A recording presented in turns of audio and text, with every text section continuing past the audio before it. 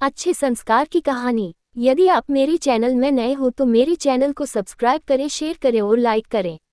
धन्यवाद। एक सोसाइटी में 2-3 दिनों से घरों में पानी आ रहा नहीं था।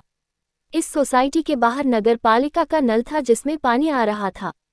इस नल पर 4 महिलाएं पानी भरने आई हुई थी। सभी बातों बातों में अपने बेटों की तारीफ किए जा रही थी। वैसे भी हर एक माँ के लिए उसका अपना बेटा ही सर्वश्रेष्ठ होता है, इसलिए इस वार्तालाप में सभी अपने अपने बच्चों की तारीफों के पुल बना रही थी। एक महिला बोली, मेरा बेटा पढ़ लिख कर इतना बड़ा डॉक्टर बना है, उसके बाद आने वाला हर मरीज एक होकर ही जाता है। दूसरी महिला ने कहा, मेरा बेटा तो पढ़ लिख कर वकील बन गया है और वह आज तक एक भी केस नहीं हारा है। तीसरी महिला बोली, मेरे बेटे को पढ़ाई करना इतना ज़्यादा अच्छा लगता है कि वह पढ़ पढ़ कर एक शिक्षक बन चुका है और अब दूसरे बच्चों को पढ़ाता है। तब थोड़ी साधारण सी दिखने वाली चौथी महिला बोली, मेरा बेटा वैसे तो ज़्यादा पढ़ा लिखा नहीं है, वह एक किसान है और अपने खेतों में बहुत मेहनत करता है। सारी महिलाएं आपस में बातें कर ही रही थी कि तब पहले महिला का बेटा जो एक बहुत बड़ा डॉक्टर है वहां से गुजरा। डॉक्टर साहब ने अपनी माँ और दूसरी औरतों को देखकर प्रणाम किया और वहां से चले गए। उसके बाद दूसरी और तीसरी महिला के भी बेटे एक के बाद एक वहां से गुजरे और सभी को नमस्कार करके वह भी वहां से चले गए।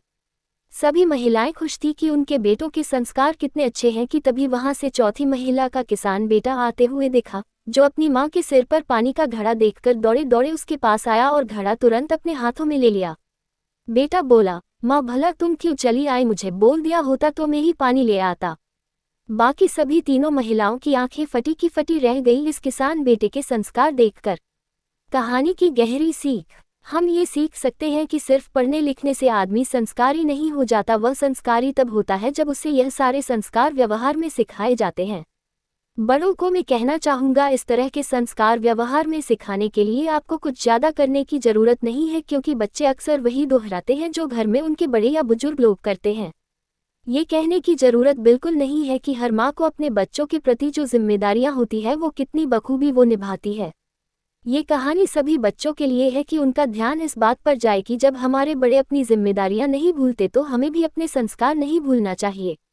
पूरी कहानी सुनने के लिए धन्यवाद।